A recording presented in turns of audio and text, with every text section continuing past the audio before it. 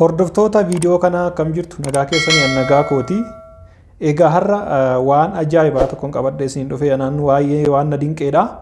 Egaa isa kana immoo isin agarsiisa jechuuf namoonni hin beekne. Egaa baay'een keessan googilii beektu. Egaa googiliin kallattii faayidaan waan baay'ee guyyuudhaani waan haaraa fidatee dhufee nu gargaaraa jira nu fayyadaa jira jechuudha. Baay'een keessan googiliitti fayyadamtu. Ammas googilii waan haaraa waan dinqitoo qabatee dhufee bifa haaraadhaan jechuudha. Innis applicationii afaan nu hiiku yookiin immoo Google Translatorii nuuf qabatee dhufee. Egaa Google Translatorii kun erga hojjetame bubbuleera. Haa ta'u garuu dhiheenya kana bifa haaraadhaani bifa nama ajaa'ibuun akkaataa itti fayyadamuu dandeenyuun kallattii garaagaraatiin fooyyessee fideera. Egaa isa kana sitti agarsiisa.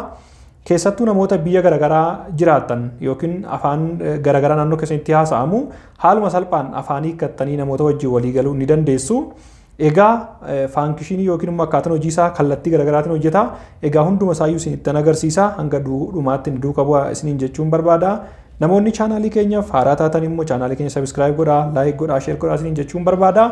Egaa garuma viidiyoo koottiin isin dabarsaa hamma dhumaatti na duukaa bu'aa. Egaa dursa application fayyadamnuu fi Play Store keessa seennee yookiin lafa application download godhannu jechuudha. Achi keessa seennee iddoo search jedhu kanarratti Google Translator jennee barreessina. Google Translator jennee barreessina. Erga barreessinee booda search yoo goonee nu dhufa jechuudha akka kanatti. Kunoo asitti dhufee jira. Ani gama kootiin already waanan install godhadhe yookiin mobile irratti buufadhee fi open jedha. Isin immoo install jedhee bakka kanatti isin dhufa waan ta'eef install goote. Egaa applicationii akka shawwadamne yookiin akka hin gowwoomfamne mallattoo gahuuf irraa qabdi. Jalarraan qubee biraa qubee afaan biraa qabdi. Egaa ishee kana open jedhaan isin install goote jechuudha. Nan banaa. Egaa ergan banee booda kallattii harka bitaa kanaan akkuma argitanii afaan anirraa hiikuu barbaadu sanatu jira jechuudha. Afaanota anirraa hiikuu barbaadu yookiin afaan anirraa hiikkachuu barbaadu afaan hin dhageenye sanaadha. Gara harka mirgaatti immoo akkuma asirratti argitanii afaanota ani itti hiikuu danda'utu jira jechuudha. Egaa asirraa afaan itti hiikuu barbaade nan filadha. Ergan jalqaba afaan barbaade sana filadhee jechuudha. Afaan irraa hiikuu barbaade sana. Garuu waan nama dinqu applicationin kun hiikuu qofa miti. Akkaataa inni itti hiiku yookiin immoo akkaataa inni itti afaan sana irraa fudhannu yookiin immoo wanta nurraa hiiknu akkaataa inni hojjetu baay'ee nama dinqisiisa jechuudha. Kana jechuun dur fakkeenyaaf Google Translator appiin kun barreeffama qofaan hojjeta. Fakkeenyaaf bakka barreeffamaa kanatti waanan barbaade sana nan barreessa jechuudha. Fakkeenyaaf amma ani afaan Ingilizii irraa fakkeenyaaf amma afaan Ingilizii barreessuu nan danda'a miti. Afaan Ingilizii fakkeenyaaf how are you jedhee yoo nan barreesse ergan asitti barreesse booda xiyyiituun isin jirti xiyya sanarratti uynaa fakkeenyaaf amma afaan hindiitti naa hiike jechuudha. Afaan hindiitti naa hiike asitti. Egaa afaan hindii kana immoo fakkeenyaaf namni ani itti dubbadhu sun hin barreessuu yookiin dubbisuu hin danda'u yoo ta'e afaan hindii kana salphumatti asitti maaltu jira jechuudha.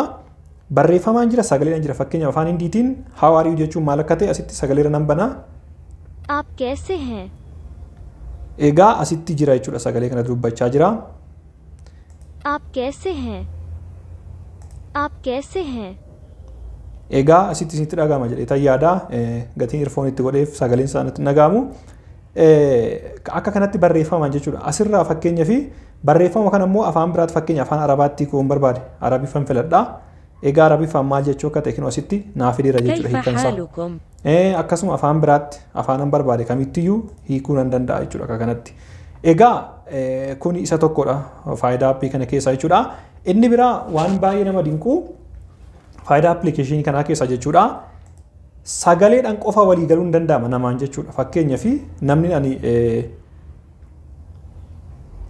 irraa hiiku sun yookiin namni ani wajjin haasa'aa jiru suni afaan sana inni dubbatu sana barreessuu hin danda'u yoo ta'e yookiin dubbisuu hin danda'u yoo ta'e daayirektuma sagalee nama sanaaf waraabbachuudhaan afaan isaa hiikkachuu nan danda'a jechuudha. Fakkeenyaaf kana gochuudhaaf fakkeenya namni suni afaan arabaa dubbata yoo ta'e afaan arabaa nan filadha afaan irraa hiikamu gara harka bitaa kana jechuudha. Asitti mallattoo sagalee waraabduun jirti yoo argitan bakka kanatti jechuudha. Isheen kana asii nan tuqaa namicha haasa'e yoo hin jedheen namichi haasa'a jechuudha iddoo kanatti. Isa haasa'e sanii garjallaa kanatti naa fida jechuudha. Fakkeenyaaf ammaan akkaan afaan arabiffaa haasa'aa jirutti seensi godhaa jira. Kanaaf jala kanatti akka kanatti hiika jechuudha sagaleedhaan. Afaan barbaadan kallattii kanaan filattanii nama sana afaan isaa wanta haasa'u fakkeenya miidiyaa irra turuu danda'a. Nu bira taa'ee haasa'u ta'e fakkeenyaaf afaan biraatii waa'ee keenya haasa'a yoo ta'e osoo inni hin beekin haaluma salphaadhaanii asirratti sagalee isaa waraabaa afaan dandeenyu sanatti hiikkachuu hin dandeenya jechuudha. Afaan dandeenyu sun fakkeenyaaf afaan Ingiliizii ta'uu danda'a, afaan Amaariffaa ta'uu danda'a. Afaan Oromoo illee yeroo dhiyootti as keessa gala jedhamaa jira, yeroo dhiyootti hiikamaa jira. Kanadha afaan kishinii yookiin faayidaan appilikeeshinii lammaffaa jechuudha. Inni sadaffaan immoo waan baay'ee nama dinquudha. Innis maalidhaa? Karaa kaameraatiin illee hojjeta appilikeeshiniin kun. Karaa kaameraa. Kana jechuun fakkeenyaaf lafa jiru sanatti afaan tokko barreeffamee maxxanfamee jira yoo ta'e yookiin xalayaan tokko barreeffamee jira yoo ta'e yookiin immoo taappellaan tokko barjaan tokko barreeffamee jira yoo ta'e isa sana haaluma salphaan akka itti hiiknu sitti agarsiisa jechuudha taanee. Egaa inni kunis asirratti akkuma argitan kana fakkeenyaaf afaan sun afaan Arabaa yoo ta'e afaan barreeffamee jiru sun afaan Arabaa yoo ta'e egaa asitti mallattoon kaameraan jirti jechuudha. Karaa kaameraa tan fudhadhaa. Fakkeenya mallattoo kaameraa kanarratti nan tuqa jechuudha. Sana booda ergan kaameraa kana banee afaan irraa hiikuu barbaadu sana fakkeenyaaf kaameraa irratti nan banaa.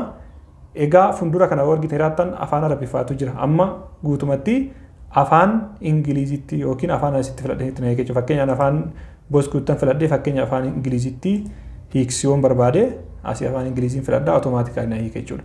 Kana jechuun laal irraa qabeessitti agarsiisa Arabiffa ture barreeffamni kun. Gaafa irratti qabu guutumaan guututti naa hiika jechuudha gara afaan inni barbaade sanatti. Akka kanatti naa hiika jechuudha.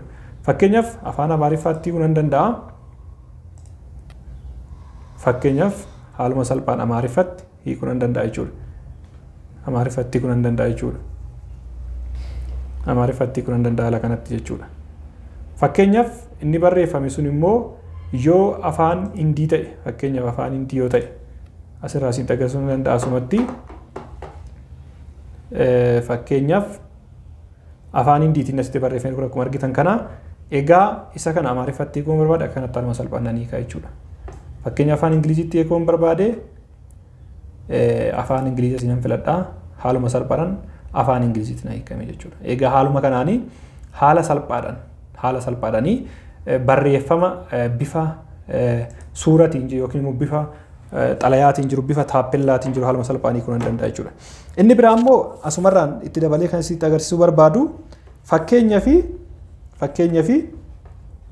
yoo immeejii irraa hiikuu barbaanne immeejii yookiin immoo suuraa qabnu irraa hiikuu yoo barbaanne asirratti argitanii impoorti kan jettuun jirtu jechuudha. Impoorti goona egaa suuraa moobaayila keessaa qabnu sana barbaannee haaluma salphaadhaanii upload itti goone jechuudha. Footoo sana haaluma salphaan hiikuu dandeenya jechuudha. Hiikuu dandeenya. Egaa haala kanaanii appilikeeshina fayyadamnee afaan kamiyyuu hiikuu dandeenya jechuudha. Yeroo dhiyoo afaan Oromoo illee gala isiniin jedheera. Afaan Oromoo hiikamaa jira. Gaafa hiikame haaluma salphaadhaanii afaan kamirraayyuu afaan Oromootti hiikannee nama kamiyyuu walii galuu dandeenya jechuudha. Egaa viidiyoon koo har'aa kana fakkaata. Waan tokko akka hubattan abdiin qaba. Keessattuu namoonni biyya garaagaraa keessa jirtan afaan garaagaraa isin rakkise haaluma salphaadhaan appilikeeshinii kanaan hiikachuu dandeessu. Kanuma viidiyoon har'aaf qabadhee isin dhiyaadhe. Egaa gaaffii yaada koomentii yoo qabaattan karaa koomentii nuuf kaasanii jechuun barbaada. Egaa ammas irra deebiin namoonni haaraa dhufan chaanaalii keenya subscribe godhaa nu jajjabeessaa isiniin jechuun barbaada. Viidiyoo biraatiin hamma walitti deebinutti nagaatiin turaa isiniin jechuun barbaada. Har'aaf nu gahaa nagaatti yeroo gaarii.